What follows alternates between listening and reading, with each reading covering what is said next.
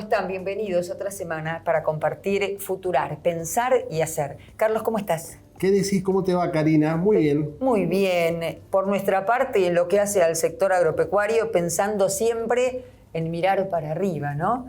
Frío, seca en el invierno, una niña confirmada en primavera y algo que seguramente va a repercutir no solamente en un cambio en los volúmenes productivos que se esperan que haya, sino también en lo que después representa en el bolsillo de la economía del país. Sí, y un poco este programa, tanto la editorial como el invitado de lujo que vamos a tener, vamos a hablar un poco de política, pero fundamentalmente qué está pasando con la oposición. Digamos, y fundamentalmente la coalición opositora. También obviamente nos referiremos algo a la oposición liberal, pero me parece que la coalición opositora es la donde más ruido hay, donde más rock and roll hay, y que obviamente tiene mucho que ver con lo que estás planteando, ¿no? Porque de alguna manera es la antesala de lo que puede venir a futuro si hay cambio de gobierno o no en el 2023. Hablamos de política, como bien vos decías, y también de política agropecuaria. En el transcurso de este año, el Consejo Agroindustrial Argentino, que vos sabés lo conforman una treintena, más de unas 100 entidades vinculadas con el sector agroindustrial, han pedido políticas que tienen que ver con, por ejemplo, seguros agrícolas, porque el tiempo no se puede predecir con 10 años de antelación, pero sí de una campaña a la otra, y si hubiera los seguros adecuados, quizás sería menos complejo para los productores y luego para las arcas del Estado. Políticas también, pero en este caso agropecuarias. Y después vamos a hacer el dato, y el dato tiene que ver con un proceso electoral que está, digamos, marchando. Argentina le gustan las elecciones y también hay que pensar que la próxima semana hay elecciones en el país hermano de Brasil. Sí, Brasil. Ya los dejamos con lo que habrá de ser el editorial de Carlos y vamos a ver si esta semana te superas con el dato futurar que hizo tanto ruido la semana pasada. Ahora lo vamos a ver.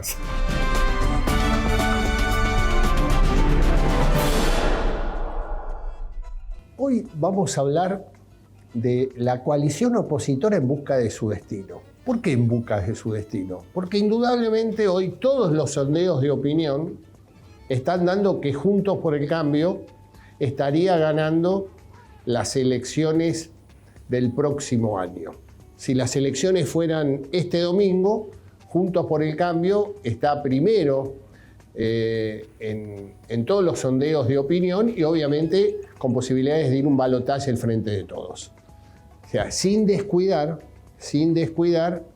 el Frente Libertario de Milei. Pero indudablemente me quiero concentrar hoy en Juntos por el Cambio, donde indudablemente están pasando cosas en Juntos por el Cambio.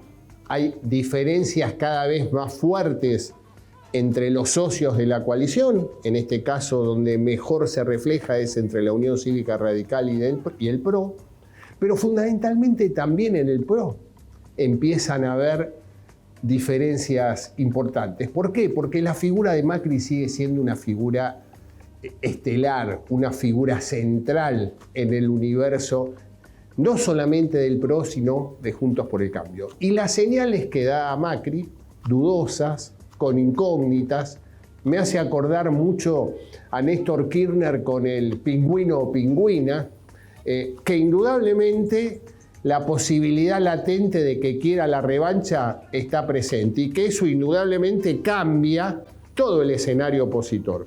A eso le agrego que el oficialismo, el Frente de Todos, está jugando fuertemente para derogar las PASO, las internas abiertas y simultáneas. ¿Por qué? Porque la especulación electoral que está haciendo el Frente de Todos es que si se eliminarían las PASO, la posibilidad de implosión política del Frente o de la coalición Juntos por el Cambio es muy viable. A eso está apostando el Frente de Todos. Y ahí, digamos, entraría en un escenario totalmente distinto del que se está viviendo en este momento. O sea, ¿cuál es la debilidad que está teniendo para poder llevar adelante esta política al frente de todos? La provincia de Buenos Aires. ¿Por qué? Porque Juntos por el Cambio, a pesar de las diferencias, a pesar de no tener candidatos con mucho volumen político a nivel provincial, a nivel local, para enfrentar la elección de gobernador, tiene las cámaras muy engordadas. Recordemos que en el Senado son 23 a 23 y que hay algunos senadores que no están de acuerdo con la eliminación de las PASO. ¿Qué sucede? Si la provincia de Buenos Aires no podría por ley eliminar las PASO, ya digamos se resentiría mucho la posibilidad nacional. ¿Por qué? Porque la provincia de Buenos Aires y la capital federal, que también tiene PASO, son casi el 50% del padrón electoral, exactamente el 46,7% del padrón electoral. Eso de alguna manera sigue siendo una fortaleza muy fuerte y ahí se está debatiendo si tiene sentido o no que las PASO se mantengan o no, que es fundamental para Juntos por el Cambio. Juntos por el Cambio, digamos, está en un escenario marcando diferencias con ya precandidatos lanzados y a su vez con la posibilidad de que uno de los integrantes de los partidos que integran Juntos por el Cambio, que es Encuentro Republicano de López Murphy, participe dentro de la interna a presidente de la República. Que eso le daría a Juntos por el Cambio un mayor volumen para el centro derecha, fundamentalmente poder ser un obstáculo para el avance hasta ahora importante de la figura de Javier Milei, pero le da un dato más el Encuentro Republicano. Podría tener lista en la provincia de Buenos Aires como candidato a gobernador a Esper. Esper hoy está con una intención de voto aprox de 11%. Sabemos perfectamente que viene en un piso del 9%. Entonces, digamos, eso genera mantener en el redil opositor todo el voto de la oposición dentro de Juntos por el Cambio, que le daría muchísimo más volumen en la provincia de Buenos Aires. O sea, habría que seguir, por eso está buscando su destino, pero para Juntos por el Cambio sería fundamental que las PASO sigan como están hasta ahora y en el mes de agosto se estaría votando internas abiertas y simultáneas.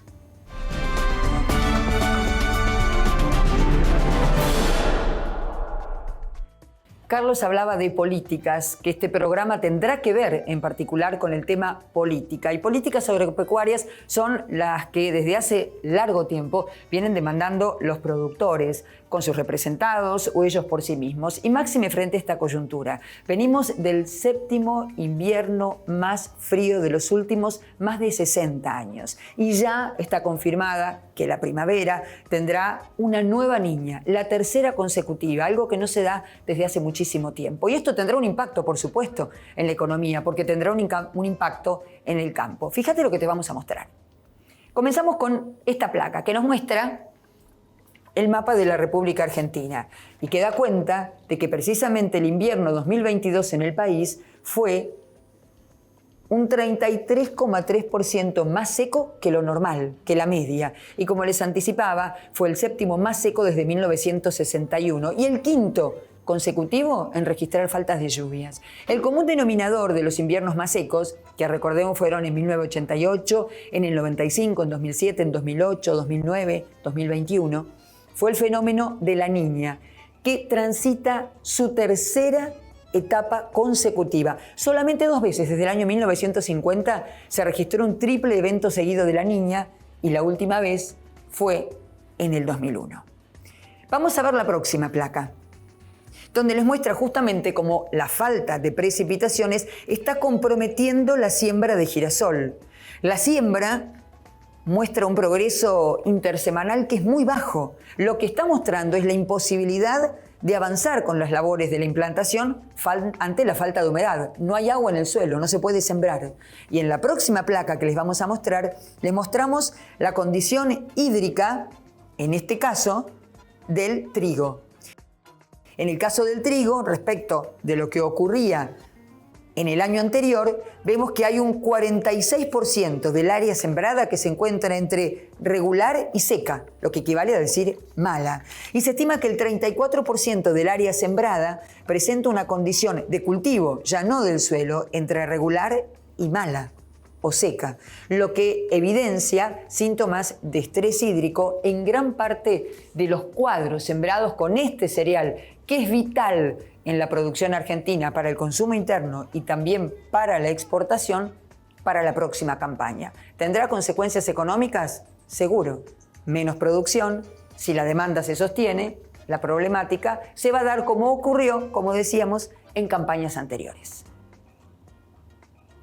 Y ahora, como lo hacemos en cada semana, les vamos a presentar a quién es nuestro invitado en este programa.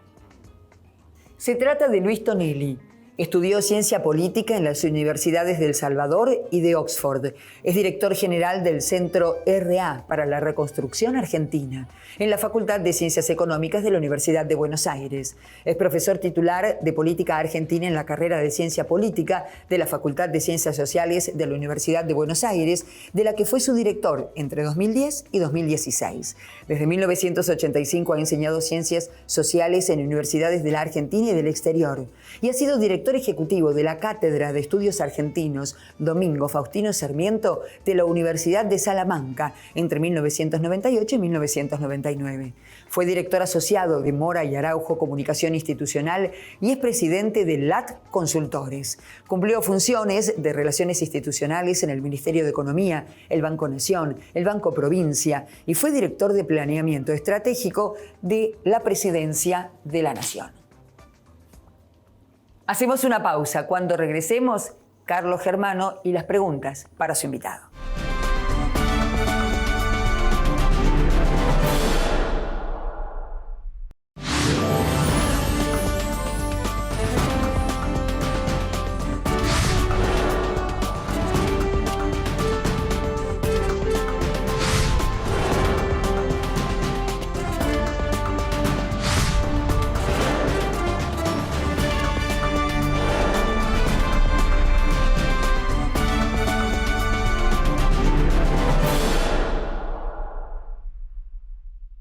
Desde opinión pública hablando, Sí. vos tenés como dos realidades, porque tenés una realidad de gente joven que aparecen con ideas nuevas, tecnológicas, aparecen nuevos unicornios, hoy tiene 12 unicornios la Argentina, Sí, sí. y por otro lado emerge en la sociedad con este tema del casi magnicidio que se pudo haber producido en la Argentina, un grupo de gente Alienado, que hay un grado de lumpenaje. Una o sea, alienación, lumpenaje, ¿no es cierto? Brutal, Pero Carlos. estás caminando en el... Nunca se vio.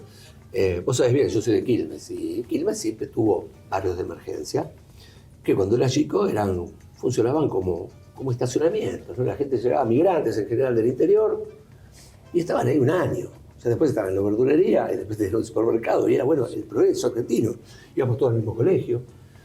No había, cuando uno hablaba, podría haber algún tipo de diferencia, ponerle cultural o de formación, ¿no es cierto? Porque su cultura la tenían. Pero digo, no se veía esto que es irracionalidad en todas las bandas sociales, ¿no es cierto? Porque uno encuentra tanto la cuestión lumpen como la cuestión de, bueno, la pandemia también tuvo su efecto, ¿no? Sí, sí, Digo, totalmente. La Argentina parecería que necesitaría, bueno, sentarse en un enorme diván, ¿no es cierto? Porque le explica más un psicólogo que nosotros, ¿no? Los que venimos de las ciencias sociales.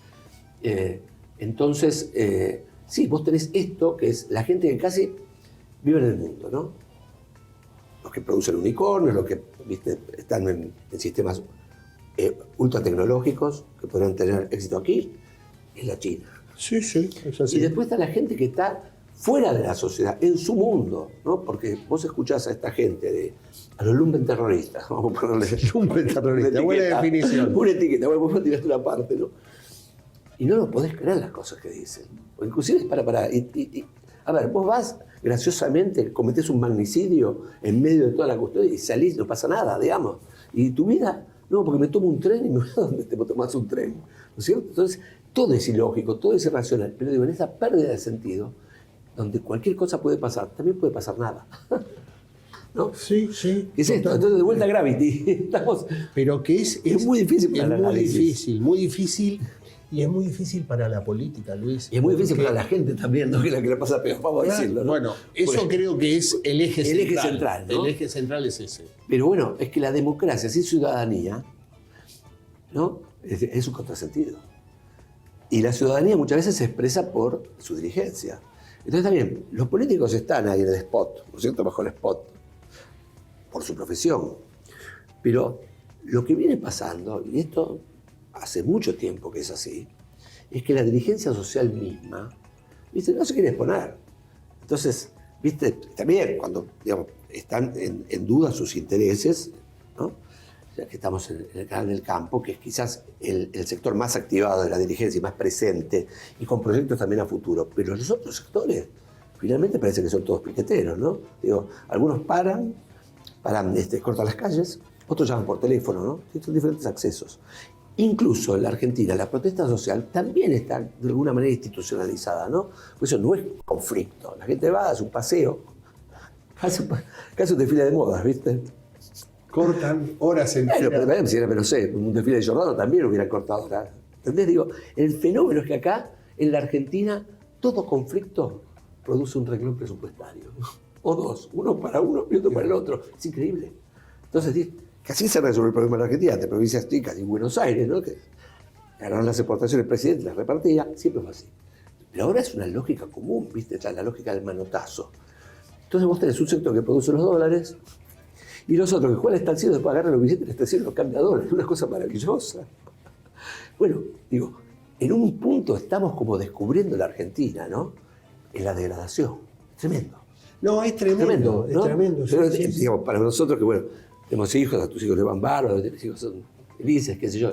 Está mi nietita Irene, yo digo, pero ¿qué país le estamos dejando?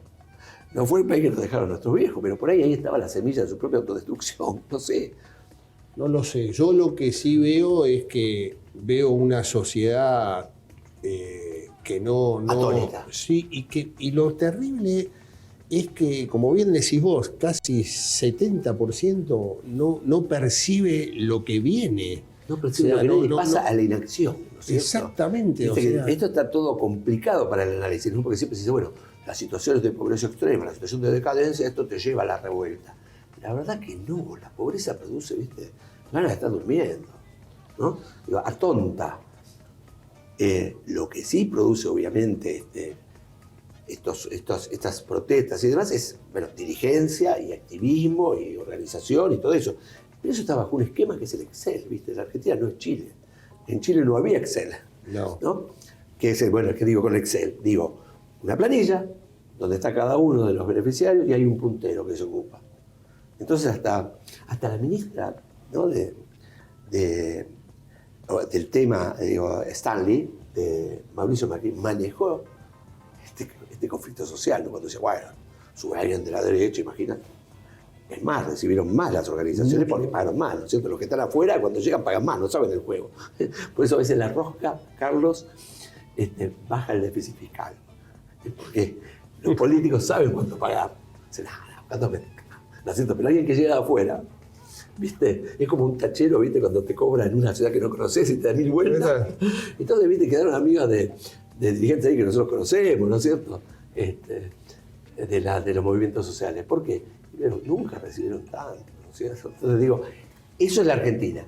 Yo diría brutalmente, en la Argentina, ¿viste? Hay como una especie de hiperperonismo que tienen todos en cuanto a esto que es la asistencia social, que antes era marginal porque todo el mundo tenía trabajo.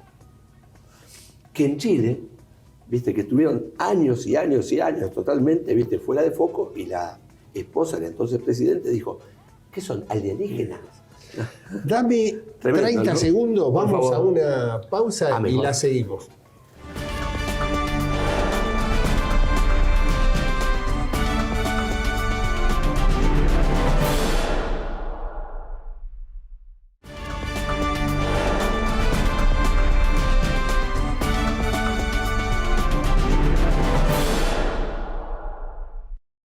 Luis, pero estabas hablando de Chile cuando te corté. Digo, se produce una implosión el establishment tradicional político en Chile. Asume un joven... Sí, por lo menos una amenaza de política. Sí, ¿no? 36, 37 años. Un outsider absoluto. Absoluto. Algo que es impensable en la Argentina, ¿no es cierto? Y en Es 6 paradójico. meses, Se le acaba la pila. empieza a tener una caída Brutal. brutal. Digo, Son los países muy tiempos, diferentes, ¿no? Pero igual los tiempos políticos me parece que la gente exige demasiado rápido todo. Sí, bueno, vos fíjate que ellos no tuvieron quizás el fenómeno del 83 en los sectores, ¿no es cierto?, excluidos. Pensaron que se llevaba, puesto al país de la dirigencia social quizás más estable de América Latina, ¿no es cierto? Que por estable no se dieron cuenta que de atrás venían estos, ¿no? Como te digo, la esposa de Pineda decía, Peña. son alienígenas. No, hermana, son chilenos, son tus hermanos, a los cuales vos no visualizaste durante décadas. Y por eso la mochila del Estado chileno era tan livianita, ¿no es cierto? Y en lugares muy, muy, obviamente, privilegiados para la inversión capitalista. En la Argentina tenés otro tema, ¿no? Que son muchos años. Estos problemas que está viviendo Chile nosotros los resolvimos hace un siglo y quizás por eso, por haberlos resuelto muy tempranamente, ¿no?, tuvimos los problemas que tenemos ahora, que son problemas, digamos, de posinserción laboral, donde paradójicamente tenemos como una sociedad, europea, donde ya no se trabaja, pero con el ingreso argentino. Claro. ¿No es cierto? Claro. Por eso se habla de salario universal y esas cosas. Ahora, por otro lado, tuvimos 2 años sin trabajo, ¿no? Que los únicos señores que trabajaron son los que garantizaron los dólares. Por eso digo, si están los dólares, ahora claro, la sociedad también está como en 4, Carlos. Entonces no consumía dólares. Entonces, es estable. Bueno, esto no distingue ese país. Por eso digo, nos estamos dando cuenta, viste como decía Marx, ¿no?, que en el ocaso, ¿no es cierto?, Sí. las categorías, ¿no?, se vuelven universales y puedes comprender el fenómeno.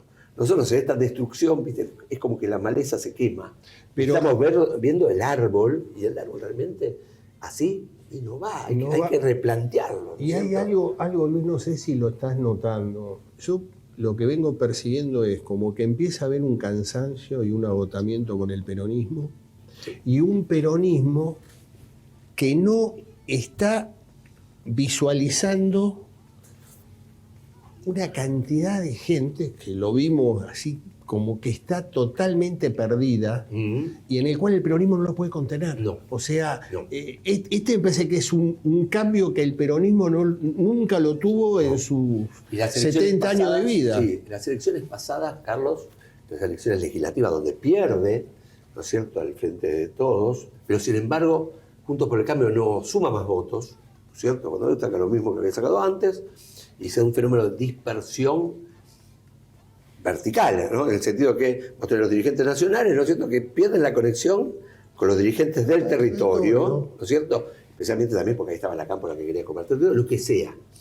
Pero digamos, hay que decirle a la gente, no votes al frente de todo, ¿no? La gente que venía votando y diga, ok, ¿no es cierto? Ahí puede haber lo que quieras, pero tiene que haber algo que estoy cansado de esto. Y eso fue un fenómeno. Entonces, es paradójico, ¿no es cierto? Porque las fuerzas para subsistir de alguna manera se han peronizado, atienden el conflicto social, quizás con más atención. El peronismo se duerme en sus laureles, pero se territorializa la política, porque la crisis, ¿viste?, cae bien abajo. Entonces tenés los dos fenómenos. Por otro lado, candidatos que surgen, ¿no es cierto?, como Milei, otros que se mueven por dentro de los partidos, ¿no es cierto?, que los partidos se encuentran en esa táctica, Sí. ¿no es cierto?, de renovar los partidos. Mirá, bueno, Jacobí tiene en la ciudad de Buenos Aires, ¿no?, está yendo a Lustó, esto puede ser efecto de demostración, ¿no es cierto?, y del otro lado buscan a Manes. Por otro lado, bueno, Milei, ¿no?, un fenómeno cae del cielo o del infierno, Sí, no sé. ¿no? Pero digo, entonces vos tenés por un lado todo lo posmoderno, que son estos candidatos más o menos mediáticos, pero por otro lado tenés el territorio que cada día manda más, fragmentado. Sí. Pasaste de los partidos políticos a los gobernadores, de los gobernadores a los intendentes, y ahora vas, no sé, a los patas negras de la bonaerense. Sí. Por eso digo, Dramático. es dramático. O sea, Dramático. uno tiene esa sensación donde uno va viendo que la política no puede terminar No tiene de respuesta. llegar a eso, La ¿no? política hace lo mismo que todo y que siempre. Siempre. ¿No es cierto? La Argentina ha cambiado mucho, pero el funcionamiento sigue siendo el mismo, ¿no? Como decía, hay un chiste que está en el nuevo libro de Levi Yeyati, ¿no? Si te vas una semana en la Argentina, cambió todo. Es cierto, ¿no? Vos volvés, ¿qué pasó? Atentado contra la vicepresidenta. ¿Cómo es posible? ¿No? Y entró Massa, ¿cómo? ¿No? Toda esa Entró situación, Massa prácticamente como cuasi presidente. Claro, como presidente imposible, ¿no? ¿Cómo?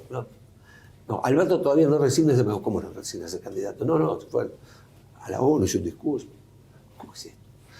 Y por el otro lado, dice, te vas 20 años y cuando volvés, la Argentina funciona siempre de la misma manera, ¿no? Ahora, por funcionar de la misma manera, se ha degradado, ¿no? Claramente.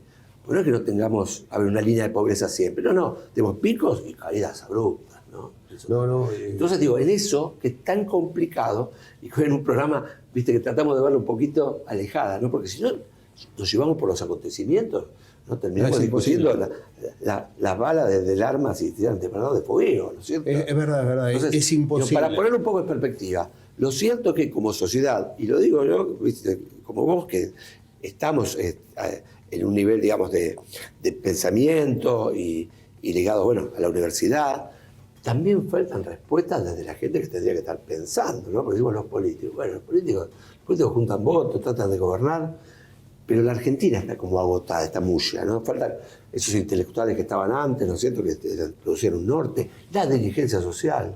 Entonces, digo, todo eso tenemos que pensar, no solamente un candidato, la dirigencia empresarial. ¿No es cierto? Eso voy. La Argentina, digamos, pasándose solamente en una dirigencia política, los políticos solamente pueden decir que sí, están entrenados para eso, Carlos. Los que dicen no. Es lo que se llama, en teoría, inclusive marxista, hegemonía. Hay un rumbo capitalista que dirige la sociedad. Bueno, en Chile está eso tan fuerte que el presidente, Boric, lo nuevo, se chocó con eso. Se rompió la crisma. A tal punto que sus mismos seguidores, inclusive los mapuches, le dieron el no a una constitución desopilante, que puede ser totalmente, si querés, representativa en términos fragmentarios, pero no representa a Chile. Pero fíjate vos que lo que estás diciendo, que lo ratifico, presentamos en programas anteriores el cuadro por quintil de ingreso. Clase baja, media alta y alta. Donde más diferencia el desapruebo, el votar en contra, fue en la clase baja y media baja. Totalmente. Con 50 puntos de diferencia. Totalmente. Eran los ilusionados. Exactamente. ¿Cierto? Y también los dirigentes que estuvieron bajo la promesa de que se iban al cielo. Mirá que esa política, viste, que terminaba siendo como una especie de un Frankenstein de esos diferentes sectores que trataron de darle a cada uno algo. Después esas promesas hay que cumplirlas, ¿no es cierto? Entonces las promesas genéricas se pueden cumplir porque en realidad no son para el bolsillo de cada uno. Ahora, si vos hiciste una promesa, ¿no es cierto?, anotando tu CBU, ahí se nota inmediatamente, ¿eh? Y en Chile me parece que se fue demasiado rápido con eso. Gente que no estaba para nada experimentada en política y por definición parecían que iban a ser los salvadores. Y ahí tenés el gran problema. Los que están siempre, no cambian porque están siempre. Los que vienen no entienden nada, ¿no? Entonces digo, hay que tener definición. ¿Viste? Es una que lo mismo definición. nosotros, gente por ahí bien intencionada, que a los 4 años de gobierno, yo le pregunté a uno, una alta jerarquía del gobierno de Macri, digo, ¿cuál es la legal y técnica? Me dice, no sé, hace 4 años que estás aquí y no sabes cuál es el número de la legal y técnica, yo te lo digo, ¿no? La cuestión de experiencia mínima. Mínima. Sí. Porque, viste, como decía Antonio Troco, el primer ministro del Interior de Alfonsín, me dijo a mí una vez que me había pedido que le recomendara a alguien. Yo traje a una persona y dice, ¿pero sabe atender este mostrador? Y el escritorio estaba, viste, sin un papelito, solamente los cigarrillos, los particulares, ¿no?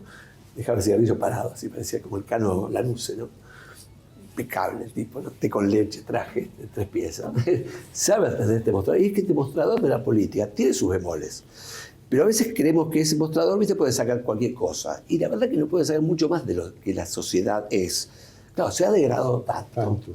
Y por otro lado, viste, digo, eso significa que nos degradamos como sociedad. Por supuesto que están los fenómenos emergentes de alienación, pero vos lo decías por otro lado. Ahí me cuesta decir una élite, ¿viste? Porque hay gente como nosotros, ¿no es cierto? Cuando vos charlás. Pero gente que está más despierta, que conoce el mundo, ¿no es cierto? Que sabe cómo hacer plata en circunstancias como esta, ¿no? Porque, por ejemplo, Mercado Libre, unicornio, fantástico. Sí. Ahora, muchos de los mercados libres son empleados públicos que van por ahí, ¿no? Entonces, es una complicación, ¿no es cierto? Porque digo, finalmente termina todo siendo, ¿qué te puedo decir? Ultra estable. ¿Por qué? Porque vos tenés que hacer plata en este país. Entonces, digamos, los señores del campo tienen que cuidar que las divisas que traen, digamos, bueno, se las paguen a ellos, ¿viste? Por lo menos con justicia. Por el otro lado, los que hacen dinero tienen que hacer dinero bajo estas circunstancias, ¿no es cierto? Así que bueno, complicado, pero por otro lado, la Argentina es un país privilegiado. Inclusive en estas circunstancias, fíjate, no tenemos síntomas de ingobernabilidad y el contexto internacional puede ser muy, pero muy favorable. Sí, así totalmente. Que, bueno, falta ponerse las pilas. Luis, nos quedamos sin tiempo. Bueno, la próxima. Sí, la próxima. Y ahora, con ustedes, lo dejo a Luis y voy a hacer el dato, así hacemos el cierre del programa de hoy. Permiso.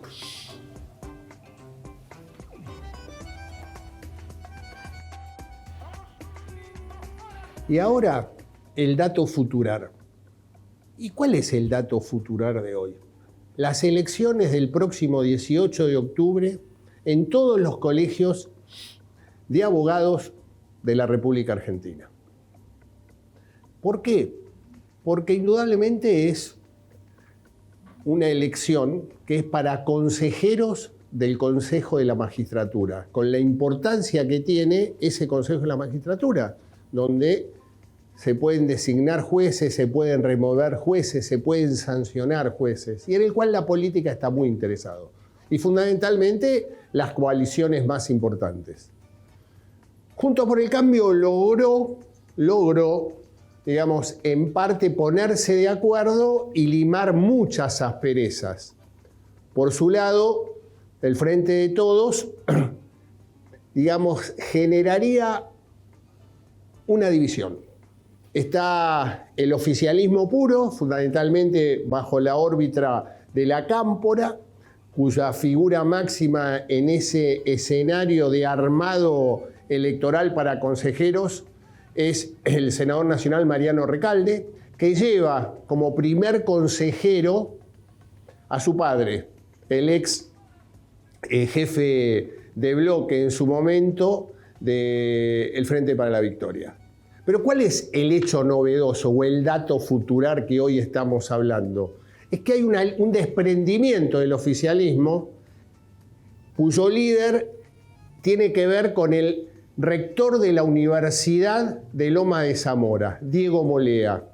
Es actual consejero y armó una lista, pero acá está la gran novedad, con un sector del radicalismo de la capital encabezado y liderado por el diputado nacional y vicerrector de la Universidad de Buenos Aires, Emiliano Jacobiti.